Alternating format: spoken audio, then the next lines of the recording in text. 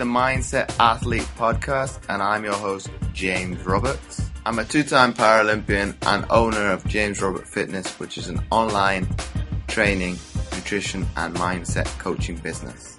And each week on the Mindset Athlete, we like to bring you inspirational athletes, a message, or experts talking about human optimization to teach you how to change your perception of your mindset and become 1% better. And on today's show, I've got Jimmy Martin. So welcome onto the show, Jimmy. Hey, thanks, James. I'm happy to be here. So before we delve into today's episode, Jimmy, can you kind of give a brief overview of who you are and kind of the business you run for the people that don't know of you? Because obviously we connected through Instagram, and I know a little bit more than the listeners. Yeah. Totally.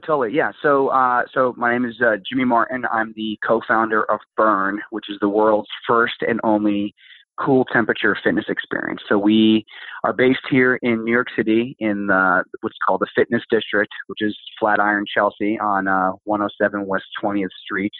And we basically have a group exercise experience where people can work out in temperatures anywhere from 45 to 60 degrees Fahrenheit. Doing a variety of different modalities. We have 3 class offerings, which is Flow, which is our yoga-inspired strength and mobility series that we do in 60 degrees Fahrenheit. We have a Slide class, which is a core and cardio slide board series that we do in 55 degrees. And then we have a class called HIIT, which is our high-intensity training series that we do dumbbell and battle rope circuit training in 45 degrees Fahrenheit.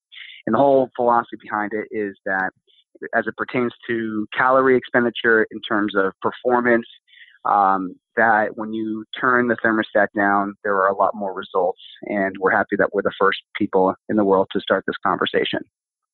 And for those that are not, how would I put this? Familiar with Fahrenheit, I've just Googled it, so I know. So Jimmy's talking about between 4 and 5 degrees Celsius. So I thought it was actually going to be a lot lower than that in terms of training, in terms, because what you associate more around sports performance and recovery is totally, cryogenic stuff. Yeah, I mean, first and foremost, it was hard enough to pitch this over 300 times to investors, to sell them on what we consider fall temperatures.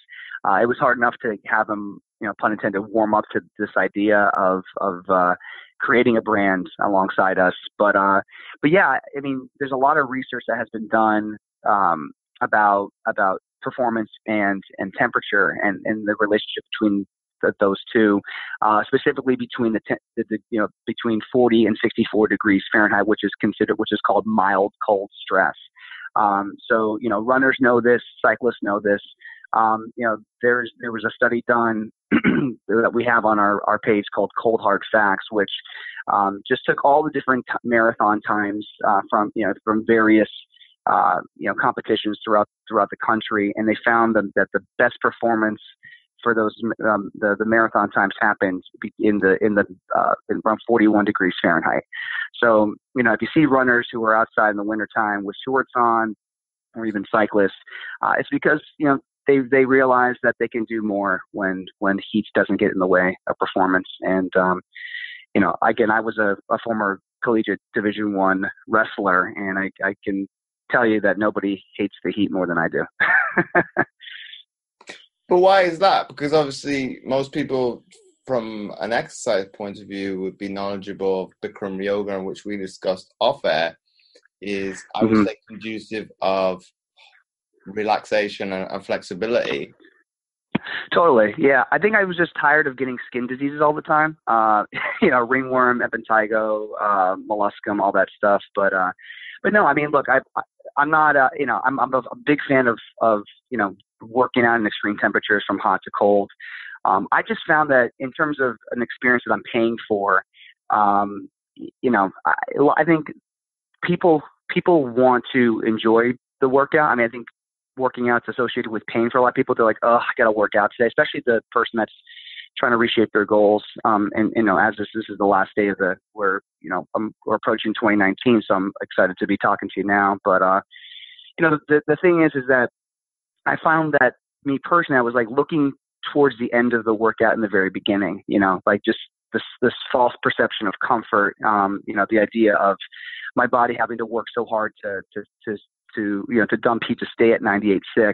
I just, there was nothing fun about putting a rubber suit on and trying to cut weight. So obviously I had a very, very unique experience with what I did, and I'm very grateful for it. But, when it came to just running outside or, during the fall and winter times, I just enjoy it more. There's something interesting about cooler temperatures as compared to heat, where I found that cooler temperatures encourage movement while heat discourages movement. And that really fascinated me, and especially when I conceived of this idea in 2013, it just made even more sense. I think that's a great example that you talk about, Jimmy, because I think you talk about, obviously the cold for you is a form of escapism, how I hear it.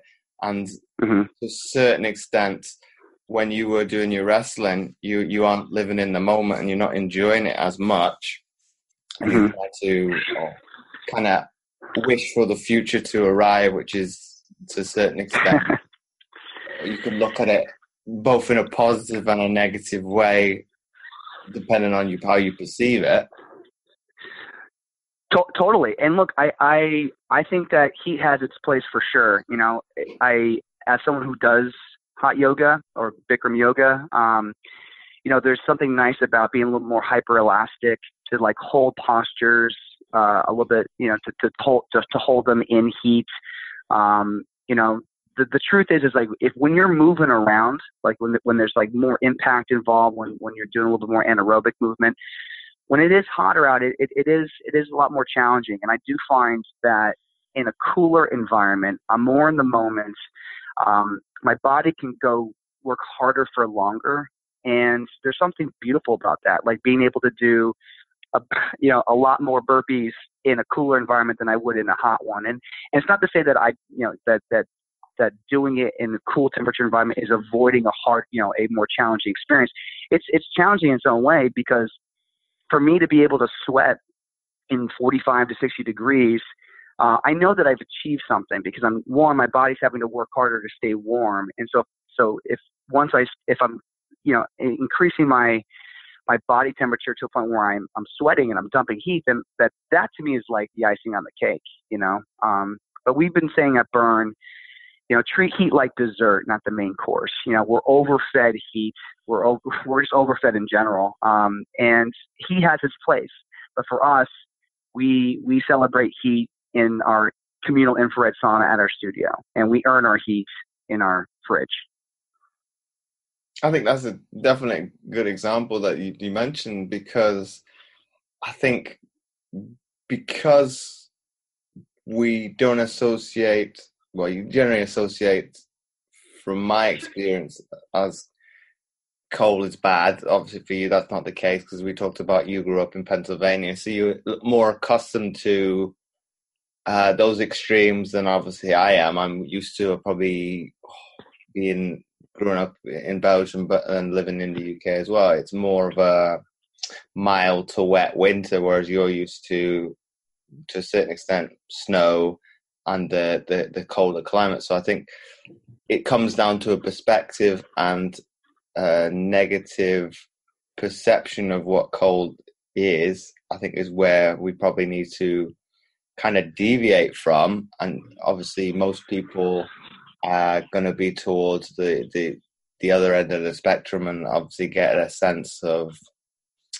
satisfaction and enjoyment going to hotter climates because of being around the sun. But I think from a performance standpoint, you don't generally see very good performances. And I think, and I'll get your opinion on this one in terms of obviously the World Cup going to Qatar in, as we're talking, 2 years. That one is just absolute lunacy, and kind of what possesses you to even what they've talked about even doing it in the winter. It's thinking, well, it's a country that is that hot, even in the winter, is not conducive of performance. Okay, they were doing that for the betterment of the athletes, but then what about the spectators? They've got to still get from their hotels to the venues and have to deal with that kind of climate. So I think, to kind of come to my point, Jimmy, I think the body in itself has to regulate itself by sweating. So you're not going to probably get, and I'll get your opinion on this, you're not going to, from a performance perspective, be able to get to the workload that per se you might be able to at colder climates, because your body's going to reach to a certain temperature and then shut down, so it doesn't, in a sense, come to like dangerous levels where it's likely you're going to probably pass out anyway, but you're going to get dangerous levels where you actually put your health at risk. So it's going to get to a certain point and say, no, well, that's enough, James. We're going to shut everything down. We're going to shut your brain down so we stay in survival mode. Whereas that possibly wouldn't be the case at lower temperatures, because it's not having to reach those extremes as quickly, and then you thus can probably perform that a little bit further. Totally. Yeah, I mean, and you definitely covered a lot. So like, just to go back, I definitely think there needs to be, the way that we position our brand is very unique, because we are trying to get people to understand that cooler temperatures should be treated like an ally, not an enemy. And I think the impulse to have this hands distance relationship to cool, we could define as cool, because to us, cool is fall temperatures. It's that 40 to 64 degrees. Cold we define as like 32 degrees Fahrenheit and below, so that the freezing point, right, 0 degrees Celsius. But we've been trying to survive it for millennia. Winter has been a viable threat. It's a time of scarcity. So like instinctually, like physiologically, we're programmed to be on guard, right? But we celebrate heat in excess, and personally, I think that we as human beings in the time that we live in today, physiologically are not healthier because of living in a constant state of comfort. So we're trying to nudge people to think the opposite, and to almost be the surgeon generals of this movement where we're like, hey, remember the time when we used to smoke on airplanes or smoke in hospitals and we thought that was fine? Well, guess what? Like, we're calling bullshit on this ambient and hot movement where we should be exercising into those temperatures. We're like, no, do more with less. But to your point about, or your question about about heat production and exercise, I mean, look, the truth is, and the science points to, that the body produces a ton of heat during exercise. In fact, the U.S. Army's Division of Environmental Sciences in Needham, Massachusetts, they actually recognize a significant deficit in physical performance of military personnel when they were faced with ambient and hyperthermic or hot environments versus cooler and cold environments. They actually found that like vigorous exercise can increase heat production like significantly within the body. Raising the core temperature to dangerous levels of as high as 103 degrees Fahrenheit and higher. So during exercise, there's competing metabolic and thermoregulatory demands, which make it difficult to maintain an adequate cardiac output. It also knows heat stress, which may reduce a person's ability to achieve maximal metabolic rates during exercise. To your point, So short story long, dropping the temperature provides, in our opinion, a better workout experience. And, we have a bunch of different key studies on our site under cold hard facts that speak to that. But, people, what we found, especially here in New York City, people are looking for the next thing, right? There's so much more of the same. And when we were developing this concept, which I'm excited to talk about the origin story of how this all began, we wanted to have something that didn't feel just like another branch on this really saturated, tall tree, this $1 billion tree known as like the fitness industry. We wanted to supplant our roots into a very fertile soil and to be the first to become this redwood in this very crowded forest that offers an inimitable experience that's unlike anything out there. And what we've learned in these last 7 months of being open is that people really do enjoy the experience. You know, we say don't knock it till you try. People walk in with like hoodies thinking that, you know, oh, this is freezing. And then it feels like a strip club the first 5 minutes of class because they're like, oh, I actually don't need as much as I do. And then when they sweat in this anywhere from 45 to 60, they're shocked, you know. And I think above anything, it's important to be a part of new experiences. We do so much stuff that feels similar, right? This is there's a term called vujade, which is actually the opposite of deja vu. Adam Grant, who wrote the book Originals, talks about vujade, which is experiencing something that you've been around before, but it feels like the first time. And I think that it's important for us to get those first time moments in because we're so accustomed to routine. So to shock your body, your mind, in a completely new experience, and to have cooler temperatures be the norm, I think is a one step in the right direction. And I think, well, I'll use myself as the example now, Jimmy. I think even I had that misconception before we've come on to actually speak about it, that you've got those predetermined misillusions, Mm-hmm. kind of ideologies that, well, okay, Bikram yoga is very, very hot. Cryotherapy is very, very cold. So your new method of with training, a cream filling in the middle. Yeah. True. And I think that I can see the rationale on kind of the similarities with what you talk about when I actually rode, because we will, in the autumn and the winter time, I'm also talking about 10 years ago as well, but sure. we'll wear more layers. But as you progress through the training session, you will take those off because you're getting warmer under those conditions. I think, and that's not a manipulated environment like you talk about being inside of a building. That's very much outdoors. So the temperature variation is going to be determined day by day. So I think the likelihood of you having to wear more layers, you're going to do it very much depending on how cold it is, and obviously the other factors of it. Is it raining and things like that, or is it very, very windy? So to kind of keep yourself warm once you get up to an ambient temperature, you're going to strip up as you say, whereas that's probably an outlier a little bit compared to the analogy that you use with in terms of going into your facility. For sure.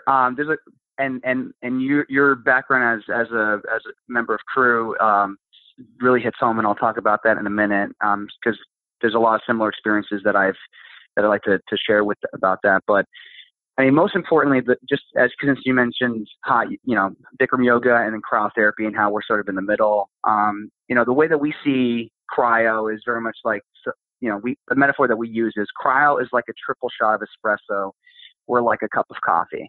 It's just the concentration of cold. And in terms of, recovery, and, there's a lot of research being done about, the anti-inflammatory, benefits of cryotherapy and how like, feeling like a popsicle for 3 minutes, how it really does reinvigorate you on such a like cellular level, right? It's I do it. One of our investors owns a cryotherapy chain in New York City. It's sort of like the optimized version of the cold, the sort of the bath, right? As an athlete, you go in a cold soak and help with recovery. But my point is that this was all based off of like personal experience, right? This was the BRRRN brand was born out of curiosity and born out of, of having experienced both ends of the spectrum. And I trained a client in 2013. So my background briefly, I came to New York. I was a writer and performer in DC, moved up to New York after I graduated from George Mason University in 2007. I got to do a lot of work as a performer, most specifically got to be on Saturday Night Live and was a background performer there for a few years, got to write and perform in commercials. I worked briefly as a copywriter, freelance, got to do a lot of really big work with a lot of big clients. I was a nude art model briefly, which my parents weren't too proud of, but, I did a lot of different things that helped shape, obviously, what BRRRN has become. But it wasn't until 2013 where I was working as a private trainer. I trained a client who was a former Harvard professor. She was living in New York City, and it was the summer of 2013, and it was so hot. It was hotter inside the studio than it was outside. And she's just like, I can't work out today. And I'm like, look, I get it. She knew I was a wrestler. She knew I kind of was used to that type of heat. But we had a really nice, pun intended, warm conversation that day. And she was just talking about when she was in Boston, how she lost more weight, how she exercised better, and how she just felt better during the fall, winter months. And in comedy, they tell you to follow the unusual thing and heighten it. So that really stuck with me, because I thought, okay, people come to the gym to lose weight, to exercise better, and to improve their well-being, right? Mm-hmm. So I went home that night, and I just, out of curiosity, Googled cold gyms, cool workout studios, just to see if there was anything like it. And after hours of just trying, because I'm pretty good at finding things on Google, after hours of not finding anything, I realized, oh my gosh, I think I'm onto something. And then the research started popping up about how you burn more calories in cooler temperatures than ambient or hot. And then this thing called brown adipose tissue, and how that is the type of fat in our body that helps keep us warm, and how it uses white fat, which is the fat that we wish away at the beginning of every new year, uses that as fuel to help stay warm. And then I found out the stuff about the Army, the studies at the Army, and how, the performance was improved by cooler temperatures, and the cycling times, the marathon times. And most importantly, how you can acclimate better to colder temperatures if you're around cooler temperatures more often. Then this guy named Ray Cronice, who was the former NASA scientist who kind of started the conversation about, mild cold stress and his experiences with losing weight in the cold, and how he was in Tim Ferriss's book called The 4 Hour Body, and all this stuff. So all this stuff started coming in. And then the BRRRN came about because we spell it BRRRN, BRRRN. BRRRR obviously as the indication of cool, feeling cooler, and then burn as in burning more calories. And so that became the pun. And we used the snowflake for one of two reasons. The snowflake is a symbol of our brand, not because we're super sensitive, but because it's the universal symbol of cold, and it's also the universal symbol of being unique and one of a kind. Because there are every snowflake is unique in and of itself. So that was important. So this was born there, and then after a couple months of developing this, my wife was diagnosed with cancer, and everything just stopped. And she fought this disease for 7 months through chemotherapy, told that she was cancer-free, only to be told that she had 4 weeks to live. And unfortunately, in May 12th of 2014, she had passed away. And she was 29, and I was also 29 at the time. And then everything stopped. I didn't know where to go. I was doing work in comedy. We were told everything was going to be fine. It wasn't. And I really had to reassess who I was at that moment. And as I was going through all the things that a widower goes through after losing somebody, I saw that BRRRN folder on my computer, and something just really stood out to me about, what health and wellness meant to me at that moment, and what I had gone through being a caregiver for months, and seeing someone who was a former Division I rower, which was my wife. She was she was a brick shit house, a 5'8", $185, person who was physically and emotionally stronger than me. To see her go, and to see how strong she was even in the last days of her life, made me realize about this thing about persevering and meeting a challenge head on, and what you find outside your comfort zone, right? And how bliss is often on the other side of pain. And I just felt like that was my new call to action. That was as the hero's journey. That was my inciting incident to begin this adventure. And I told myself, I'm gonna start BRRRN, and I'm gonna make it a reality. And so I came back to New York City in July of 2014, and I had befriended this guy named Johnny Adamick, who was a former public health official under former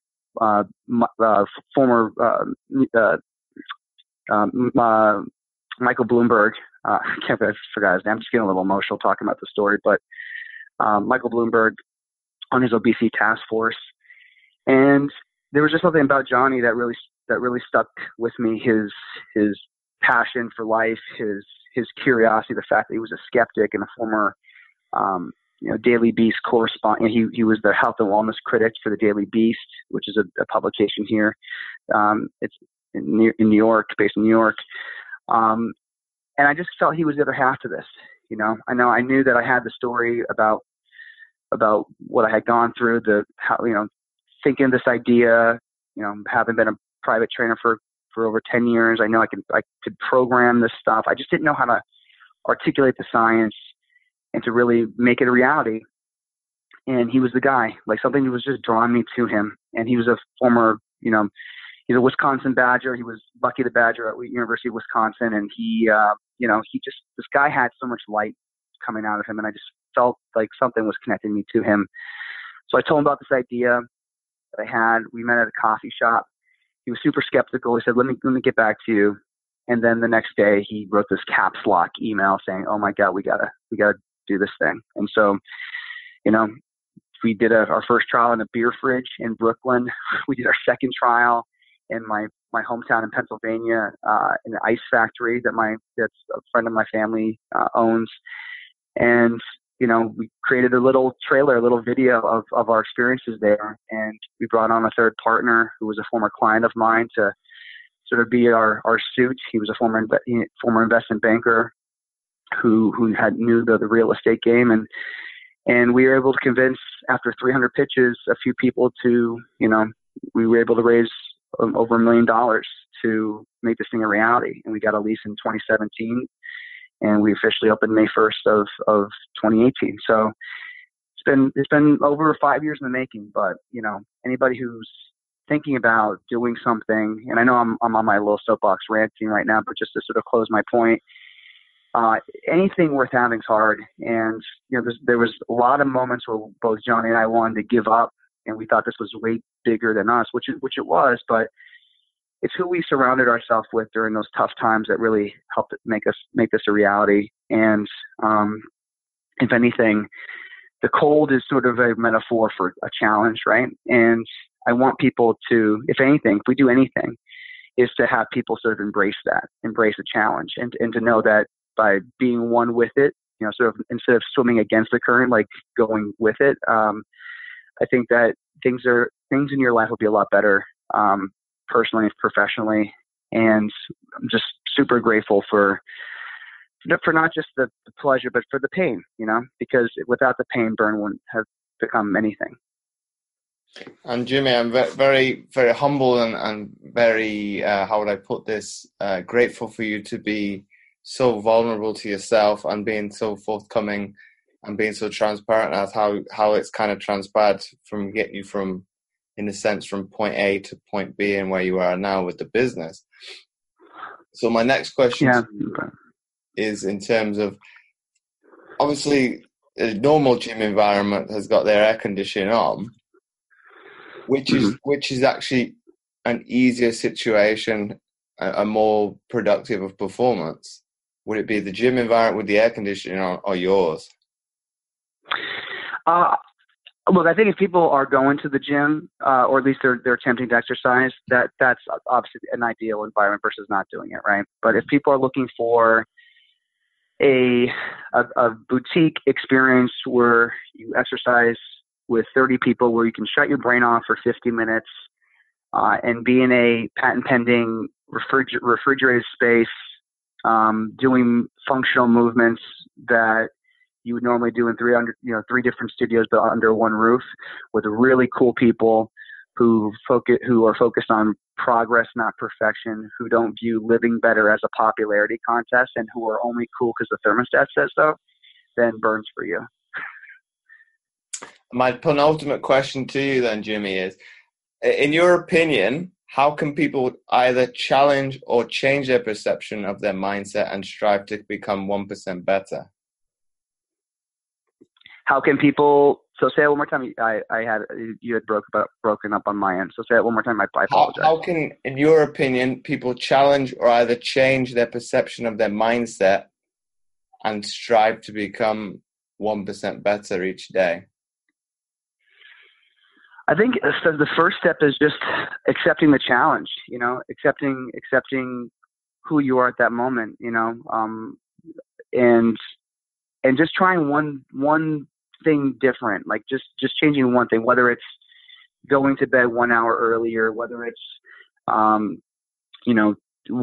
working out with just 1 minute longer. I think the first step is accepting the challenge, because anybody can talk a big game, like, oh, I'm going to be doing this year. I want to get this much more money. I want to look this much. I want to feel this much better. I want to look this certain way. But if we don't admit, I think we need to just take a step back, and we need to just admit what we're not, and to know that you got to jump into the deep end. I think this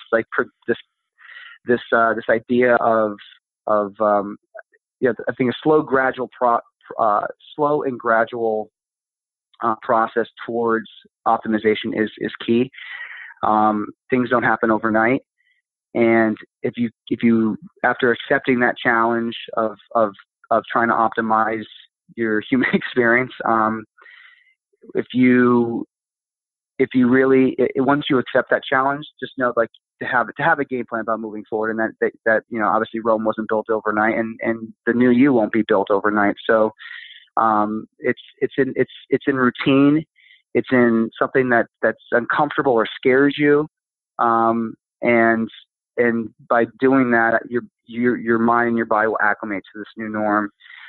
As it pertains to our experience, we tell people, your progress is not going to be seen overnight. Nothing is, and nothing worth having is easy.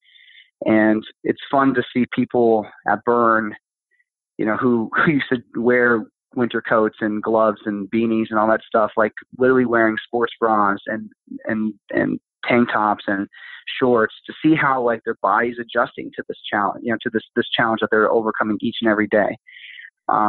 So progress is a marathon, right?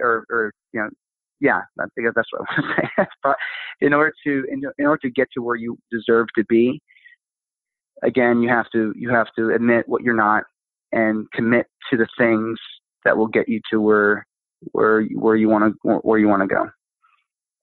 And I think you'll like this quote I put on Facebook today as we're recording.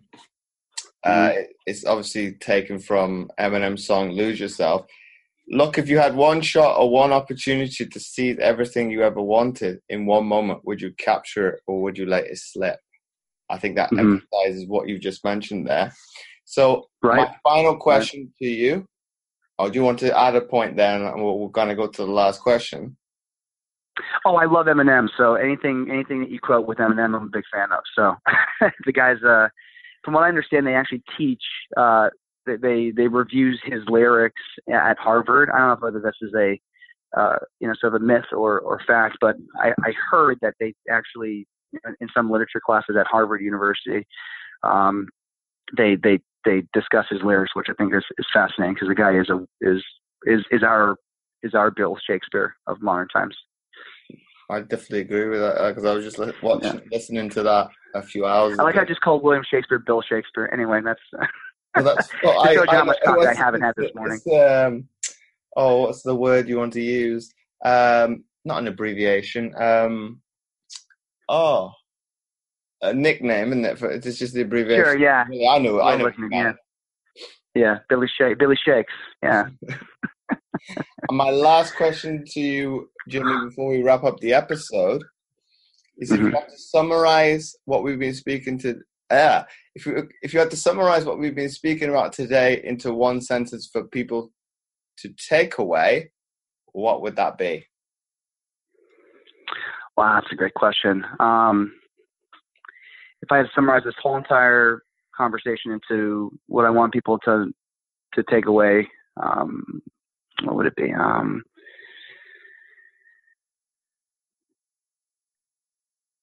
Curiosity. I think when we lose the ability to be curious, we lose what it means to be human. I think that it's the curiosity that drives us to seek more, to want to be better, to want to learn more, to want to understand the human condition a little bit more each and every day. I think with podcasts, the reason why you have guests is to understand a little bit more about somebody else, so you can understand a little bit more about yourself. So curiosity, I think, is a good term, or at least the term that really speaks to me, because it was that curiosity that allowed me to follow this thing that kept me up at night, to the point where I had to summon it into reality. And it's when we stop becoming curious that I think we just have this settling mentality, and we're just letting life happen to us versus us prompting things to happen in our lives. So, short story long, once again, I would say curiosity, because that's what keeps me alive, keeps me humble, keeps me feeling my best self, because I want to strive to understand more and more about myself and other people each and every day. So once again, Jimmy, thanks again for coming on the Mindset Game podcast. My pleasure. Thank you so much. Happy New Year. And if you ever find yourself in New York City, please let me know. We're at BRRRN on Instagram, theburn.com on the internet, and you can find me on Instagram at Jimmy T as in Thomas Martin, Martin on Instagram. I'll definitely look to reach out if I'm ever in New York City, Jimmy. Please do. I wish you and your family, how do you put this, the warmest. It's easy to say the Christmas one, but not the New Year's. Obviously, every success in 2019, and as always, it's my pleasure having you on the show. Thank you, James. Sending you cool vibes from New York City your way, and best of luck to you and all your goals that you will accomplish next year. Thank you very much. Same to you. All right. Be well. If you like this episode, please do share it with your friends, and do let Jimmy and I know what you thought of the episode by tagging us over on Instagram at Jimmy T Martin and at James O Roberts 11, and you can do the same on Twitter and Facebook. And again, do check out the world's first cool temperature fitness experience, BRRRN, at theburn.com.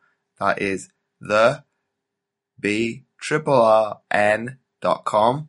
And again, do check out my free content at fitamputee.co.uk/free-resources.